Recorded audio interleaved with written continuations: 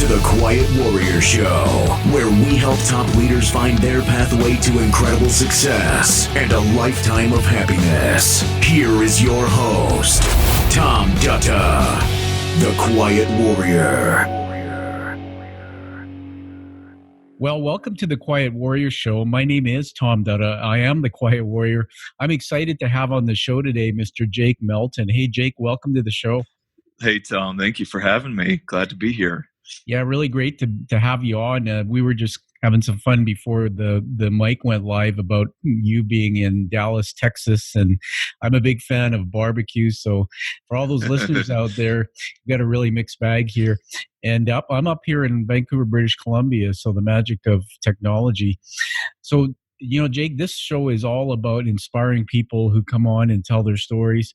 Let's start with you. You tell us about yourself. Yeah, absolutely. So I always like to start with what's most important to me, and it's that I'm a dad and a husband. I have a 4-year-old little girl and a 2-year-old little boy, and they are absolutely my life. And those are the roles that I find most inspiring to me on the daily basis. But apart from that, professionally, I'm a speaker, I'm a coach and consultant. And what I've developed is, and we'll go into this a little later, is based off my book, Cut the Crap. I've developed a framework around that.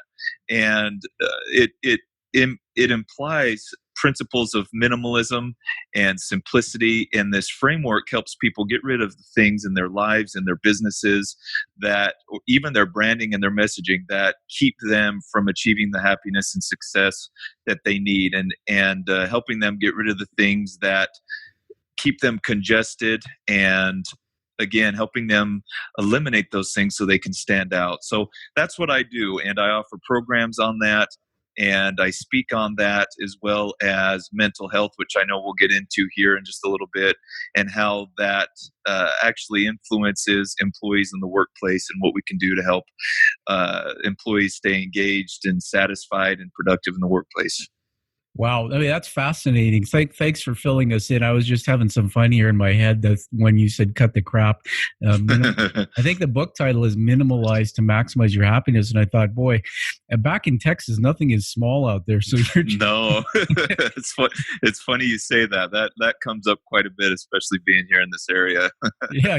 So there's definitely challenging conventional wisdom. Good on you. I wanted to just build you up a little bit. What I love about you, and so far is, we have people come on to talk about their stories, and they park their ego at the door. You're a man who's got a lot of wisdom and a lot to offer. You're definitely a selfless person. You're about serving others. One of the things I love about your bio is the line in it. It says, Jake is a proud voice and advocate for mental health and Tourette Syndrome. We'll get into why that's important to me. Also, he's a believer in filling your cup before you fill the cups of others. I mean, talk about servant leadership. It's written all over your bio. You said of your beautiful children. I love the part in your bio that said he loves his wife and 2 children more, in reference to the fact that, most people put their careers ahead of their family. They just fall into that trap. You're a guy who really gets it and has it set right. So pretty exciting to have you on. Why don't we do this? I'm going to first of all tell the audience that how I met you was really through an online connection. And you posted this video, a video clip, I think it was on your page, and it just stopped me in my tracks. It really got my heart. And I said, I'm going to reach out and I got to get you on to talk to us, tell us your greatness, where you've come from. Why don't you start way back as far as you want to go and just tell us your story? How did you get from there to here? Absolutely. Well, thank you for that introduction, those kind words. I appreciate that. You're welcome. So, yeah, I believe that video you're talking about, was that the one on Tourette's that I had posted? Yeah, absolutely. Yeah. Okay. So, yeah, I'll take you back to when I was a teenager. I was in high school at the time. I was outside of Los Angeles, Southern California. I was involved in sports. I was in student council. I was in acting, very active in my church and the youth programs, Boy Scouts. And during this time, obviously, as you're a teenager and you're getting into high school, you're facing a lot more adversity and a lot more stress than you were when you were younger. But growing up, I had these issues with these sounds I was making and these motor movements, these physical twitches and these tweaks and these muscle spasms that I've been having my whole life. But up until that point, when I got into high school, it was affecting me a little bit in my daily life, but not too much. But as stress started piling on, and as I got older and academics started becoming more important, I started recognizing how much these things were influencing me, and it got worse over time. So when I was 16, my parents recognized that these tics and these spasms and my excessive blinking and these sounds I was making, they realized that I really didn't have control over it. And I kept trying to tell them that over the years. I can't control this. I can't control this. And they decided, because it started at that point affecting my academics, it started affecting my ability to focus, my ability to really perform well in the things that I was doing, they decided to take me in. So I went and met with the neurologist down at the University of Southern California. And within 5 minutes, he diagnosed me with Tourette Syndrome. Yeah. And at that time, I didn't really know what it was. There were a lot of videos on YouTube kind of making fun of people who had Tourette's, especially the verbal tics. So people were yelling out curse words or yelling out sounds, making fun of it. So I had fear at that time. Now there's something really wrong with me. And he started getting into what Tourette's was. And Tourette's is made up of involuntary tics, and it's a neurological disorder, and they usually comes in the form of motor tics, which are those physical movements or physical twitches or tics, or verbal. And he said, you're definitely very much on the motor side of Tourette's. And from that point on, it was something I was embarrassed about. I didn't want to tell even my friends. I didn't even want my family to know about it. And I remember sitting there in the office thinking, well, with this being the case, I don't know if I'll ever get married. I don't know if I'll ever be able to have a normal family. Is this going to be something my kids have, end up getting as well? I don't know if my friends are going to want to stay friends with me. I don't know if I'm going to be able to continue performing and getting in front of people. And I don't know if I'm ever going to be able to get into college. If I'm having a hard time academically and focusing in school now, am I ever going to be able to pursue anything after high school? And so as I went on with life and dealt with this, I was going through therapy, I was on medication, I was meeting with a psychiatrist and a psychologist. And as I got older, I got into college and met a girl. We went on our first date. And I think it was on our second or third date, I realized that I wanted to continue the relationship. So I mentioned to her that I had Tourette's. And, it was difficult to bring up, and I didn't want to lose her by telling her that I had this. Anyway, she was very accepting of it. Fast forward, we ended up getting married. We ended up having 2 beautiful kids. I went to college. I got a bachelor's degree. I ended up getting a master's degree, and I ended up still performing and became a public speaker. And I get in front of people all the time. That's what my job is now. So, it was really interesting looking back, as it's been, well over a decade, and where my fears were. And for the longest time, I kept it under the radar. But it got to a point a few years ago when I realized that these challenges I'd been going through were opportunities for me to be able to be there and understand others. And throughout that time as well, I was diagnosed with anxiety and depression. And in 2014, I was diagnosed with PTSD after my father passed away. So I took a look back again and realized, wow, like this has been brutal. But if I keep this under the radar and I don't do anything about it, there are going to be other people suffering out there who could use a voice to stand up and help them, when they may not have the courage to do so. And so that's been a big part of my brand and who I've become and why I do what I do. Wow. I mean, I'm going to get you to pause, hit the pause button, catch your breath there, and want to talk to you. First of all, honored that you shared that painful part of your story. I mean, you're a hero. That's one of the things I love about you. And I just want to say that the reason why that video caught my attention, now that you've put it out there, Jake, we're so proud of that, is that I have a sibling, a younger brother who has had Tourette's since he's been in his teen years. What was interesting. Oh, wow. Yeah, what was interesting about my situation, or my brother's situation is that it wasn't diagnosed. I think my parents missed it. And when you and I get to know each other, you may pick up my book and read a chapter in it called The Boy. My childhood wasn't like most people's. My father was a raging alcoholic, a violent man. He was also a military commanding officer, so you can get the picture. Our home wasn't that great, and and my and my dad, he had a side to him. He was jovial and a happy guy. I mean, everybody loved my dad, even when he was drinking. And he used to pick on my brother. He used to make fun of him, call him like the court jester. And my parents didn't really understand that there was an issue there. Today, sadly, that same sibling, my brother, isn't doing very well. I mean, he's had difficulty in his life. He's lost his home a couple times because people don't have tolerance.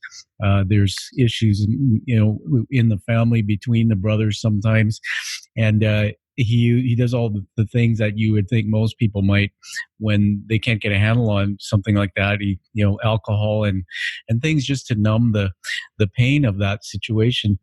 So I saw your video, and I think the video said this is the hardest video that I'll record. And it was just before you went on stage, and I just thought, wow, we can learn from you. So what I heard you say is, man, here you were a teenager, you're into sports, Boy Scouts. Hey, I was one of those too. So you've been a natural leader all your life, and then you notice these things going on, and you took the step to find out you were diagnosed with Tourette Syndrome. I'm going to ask you a question in a minute about that. The story gets great. You met a girl, told her about it. She loved you. You married. You got 2 beautiful kids. And what blows my mind is, you went back and you developed yourself, your BA, your master's degree. I mean, talk about great resilience to get to where you are. Doing public speaking to me is amazing from a fellow like you, because I saw a couple of your clips. You're on stage in front of people and you're having to manage that health issue. I wouldn't know it from talking to you on the line here that you had Tourette's. For those people who don't understand, I'm very familiar, obviously, because I have a brother with it. It's very noticeable with some people. I want to tell you also, Jake, that I've spent 10 years at a board level as a volunteer in mental health. And about a few years ago, we were at a social function for one of our retiring psychiatrists, and this young woman came up to me and she said, "Oh, I loved your talk about Tourette's," because I started talking about it at the microphone, referring my experience. And she said, "You know what?" She said, "I have Tourette's." She said, "I've had it all my life." And, Jake, that's the first time in my life I stopped and I went, you know what? There is a way for people to live normal lives if they have that condition. This girl seemed to me like the girl next door, and there is hope for my brother. So I want to turn it back to you and ask you to tell us a bit more about what causes Tourette's, and then in your business experience, speaking, all the things you do, which is amazing. You wrote the book as well. What are your top 2 or 3 things you do for self-care to keep moving forward and be a master at what you do? Absolutely. So the first thing I would say, as far as what Tourette's does, like I said, it's made up of involuntary tics, and you know this, but I guess this is more for the listeners. Yeah. And they come, like I said, in verbal or motor tics. And the ones I tend to suffer with are the motor tics, and those are anything from bobbing my head to excessive blinking to shoulder shrugging to I'll even sometimes do a throat clearing type of thing. And it's one of those things that even right now, there is no cure for Tourette's, and there's things that you can do to mask it and calm it down. But in certain situations, especially where there's high pressure or there's a lot, like for instance, when I go to the grocery store and there's a lot of people and it's really busy, I'll see these tics come out and become more excessive. And usually, again, that's through stress or anxiety or overwhelm. And so as I've recognized that, as I've gotten older and still deal with it, I've again had to figure out ways apart from medication and therapy that I could help take care of some of this. And so a few years back, when like I mentioned, I was diagnosed with PTSD. It was at the point where I couldn't find any way out of this dark hole that I was in. So I decided to watch a documentary on Netflix, and it was called Minimalism. And I watched that. I fell in love with the concept of only living with that makes you happy, and getting rid of the things that don't, and getting rid of the things that don't help you progress. And so that was one of the biggest things as far as self-care that I decided to pursue, was this cut the crap message that I wrote my book on, and eliminating again those things that are causing the anxiety, things that are causing the depression, things that are causing me to be upset or frustrated, and trying to get rid of that stress as much as I can. So that's one of the biggest things. The other is meditation, and figuring out time every day that I can set aside to just sit there and be present in the moment, to think about where I am, use breathing techniques, music, whatever it may be, getting out in nature. Everybody has different things that they use, but meditation has been another huge thing that I've needed to develop and implement to help me overcome some of this. And lastly, it's just the act of mindfulness and being aware of things that do cause this. For instance, going to the grocery store at certain times, or going shopping at a mall at certain times. I've recognized that I can't go, if I want to be able to deal with it and be able to make it okay without having these tick attacks or these spasms come through. So those are the three things: minimalism, mindfulness, and meditation. And when I'm getting up in front of people, because I've been able to share this message, it's been so relieving to know that I don't care what people think. And, people have supported me 100%. And that just helps me gain the courage and the resilience to keep going out there, knowing that I have the support, and it's just part of who I am, and I accept it for that. Yeah, that's awesome. Thanks for sharing that. I wrote some notes down here. My mind is going in so many directions. I wanted to tell you that, you and I have a connection on this. Each morning, I practice meditation. I learned to do that. I've been seeing a psychologist or psychologist for a long time now. I was diagnosed with generalized anxiety. So when things get crazy in my head, I find that the world around me doesn't always work as well as I want. Yeah. Being a CEO myself, that's my career line. There's a thing about executive leadership, and I was told this when I was working in mental health, that it's not a matter of if, it's a matter of when, that most top leaders will experience a mental health issue in their lifetime. And the best way that I can explain it is how it was explained to me, is that if you have a 2-ton truck, say a red truck, and that truck all of a sudden gets loaded up with 5 tons, this is what happens to the brain, especially for people who have a lot going on. And, you're going to have a setback. It could be the loss of, as you said, your dad. It could be the loss of a child. It could be, the company goes bankrupt or whatever it is. And we always say get a checkup from the neck up in mental health, but why is it that people go in and get their blood work done and their routine work done? They're comfortable talking about their bodies, but from the neck up, especially in high-powered leadership, nobody wants to talk about if there's an issue. And I started telling people, just over the last few years, that I experienced anxiety. And there was a time in my career, Jake, where when you talked about things like that, you got labeled, well, maybe Tom's just not capable of being the CEO. So I'm really inspired by you. I love your story. I love you and what you've said. The part about, your dad passing away, I'm sorry for your loss. My dad died just over a year ago. I went through my own journey with that and through a cycle of depression, up and down emotions. So I'm with you, man. I'm walking that path now.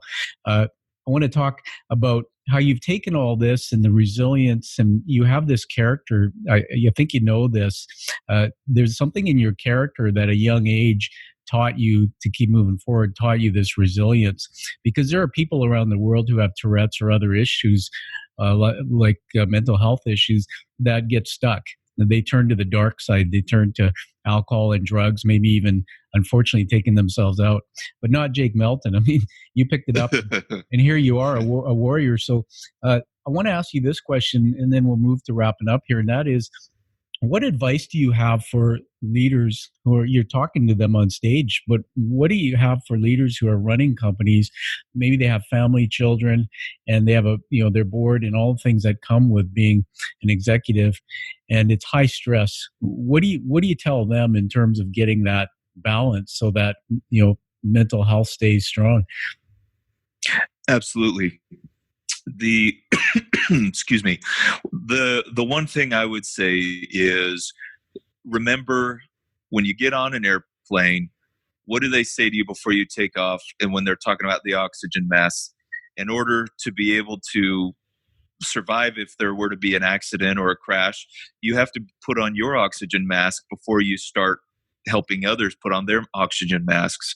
And it's very much so that same thing in our lives. And again, as you read in my bio, I truly believe in filling up our cups first in order for us to be able to fill up the cups of others. We can't help others if our cups are empty. And it goes, even another idea is, you can't drive a car if there's no gas in it. You can't travel, if you don't have gas in the car. And so if we aren't providing ourselves the energy and the happiness and the peace and the stress-free moments in our lives, then we are going to get to that point where our cups are going to be empty, our cars are going to be out of gas, and we don't even have oxygen masks on ourselves, and we start losing air and having a hard time breathing, obviously metaphorically. But that's what we need to consider as leaders and executives and anybody in general, even a parent or a spouse, and recognizing that if we're not putting ourselves out there and taking care of ourselves, then we'll never be able to significantly and as effectively help others out there. So remember that. Fill up your cup so you can fill up the cups of others. Oh, that's just awesome. What a great metaphor. I love that. I'm visualizing that oxygen mask. And it's so true in the work I do with leaders in the coaching work I do. You see that all the time, and you nailed it, Jake, that putting themselves first or self-care doesn't really happen. So thanks for that. That's a teaching moment on the show, everybody, that we want to take note of. Jake, I just want to ask you one question that came to mind as you're talking about Tourette's again, just real quick. Is it something that's hereditary, or that perhaps everybody has in them that maybe can be triggered by an event, or is there anything that you can tell us? You know what? I think it can be hereditary, and I think it is technically. As far as the other aspect of it being triggered, I'll be honest, I don't know the answer to that question. I don't believe so. I believe that it definitely develops. Usually they'll recognize signs of it in children anywhere from 5 years old and up. And so that's my answer to that. Okay. All right. That's very helpful. I appreciate that. You're giving me something Sure. that I'm going to go and do some research on to learn myself. Sure. I want to honor you with a few leadership words. I do this, Jake, on all my shows. It's unscripted. It just comes to me as you're talking. I've written them down here. The first one is, you're heroic, man. There's no question about it. Having the passion and purpose to be vulnerable and take your life story and turn it into a positive to help others. Amazing. Number 2 is health. You are health, man. If I looked in the dictionary, there's your picture. Number 3 is gratitude. I feel that from you. I feel that love. And number 4 is resilience. The sign of a great leader, and one of the things that all leaders need, is to be resilient, and you have it, man. So those are my words to honor Jake. And I want you to have the last word here. Tell us where people can get a hold of your body of work, your book, maybe even engage you as a speaker. And then if you can, give us a gift of a book or something, even a website where people can go if they want to learn more about Tourette syndrome. Absolutely. So the best way to get a hold of me is going to my website. It's Jake, B as in boy, Melton.com. You can also engage with me on LinkedIn. I spend a lot of time there, or Instagram or Facebook. And you can get my book on Amazon. If you just type in minimalize, it'll actually pull up first thing if you type in that keyword, or you can type in cut the crap. You can find the book, again, Minimalize to Maximize Your Happiness, Cut the Crap, on Amazon. And one of the organizations that I highly support is the Tourette Association of America. And I think it's Tourette.org is the website for them. And I would definitely go there for those looking into Tourette's or wanting to become more educated with that, and use them as a resource. And I will actually be speaking at an event they have called Rising Leaders this summer. in Orlando, Florida for the Tourette Association of America. So keep an eye out. And again, look there for education or research or any questions that you may have. And you can feel free to reach out to me too if you need some insight. Well, thanks for that. And everybody, Tourette, Tourette, Tourette.org. What a great resource you told us about. I highly recommend everybody picks up the book, Minimalize to Maximize Your Happiness, Cut the Crap. If anything, just to experience the title again and read that book and give it a rating on Amazon so we can support Jake. Also, find the show on your favorite podcast station and give it a rating. That way we also honor Jake's story. And Jake, I just want to say that it's been a real honor to have you on the show. I mean, I'm emotional inside talking to you. It feels like another brother I have. And love to have you come back again. And I think we'll get deeper into maybe some other issues. Absolutely. It's been an honor for you to have me. Thank you. All right. It's been great. Everybody, find that true passion like you hear in Jake's voice. Live with that purpose. Live the life that you deserve and desire. Thank you for listening to The Quiet Warrior Show. Create is a motive-based leadership development firm. www.kreat.ca